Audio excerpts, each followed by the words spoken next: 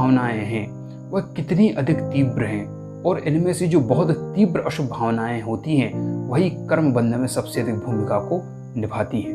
दोस्तों, जो भावनाएं होती हैं वो 5 तरह से हमारे जीवन को प्रभावित करती हैं। ये जो अशुभ भावनाएं होती हैं ये तो सबसे पहले हमारे शरीर को प्रभावित करती हैं, उसके बाद हमारे मन को प्रभावित करती हैं, उसके बाद हमारी वाणी को प्रभावित करती हैं, उसके बाद हमारे व्यवहार को प्रभावित करती हैं, और आखिरी में हमारे कर्म को प्रभावित करती हैं।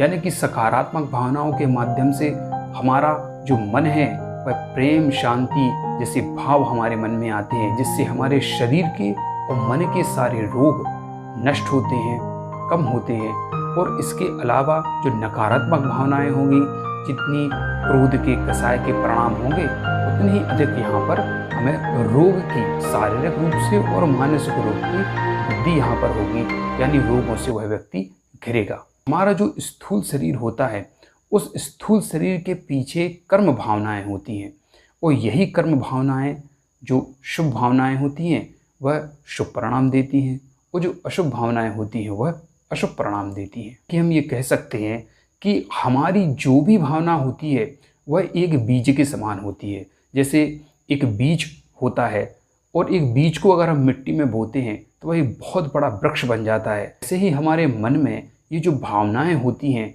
ये बहुत इंपॉर्टेंट होती हैं, क्योंकि इन भावनाओं के माध्यम से ही सारे कर्मों का बंधन चलता है। यानी कि हमारे मन में जो भी भावनाएं उठती हैं उन भावनाओं के प्रति हमें सतर्क रहने की ज़रूरत है। सुबह से शाम तक लेकर हम जैसी भावनाओं को भाते हैं उन भावनाओं को हमें ध्यान रखने की ज़रूरत है कि हम किस तरह की भावनाओं को भा रहे हैं, कितनी भावनाएं हमारी अशुभ हैं और कितनी भावनाएं हमारी शुभ हैं। जैसे एक बीज के अंदर कितनी संभावनाएं छुपी होती हैं वह एक विशाल वृक्ष बन सकता है, वैसे हमारी जो भावनाएं होती हैं उनमें भी अनेक संभावनाएं छुपी होती हैं।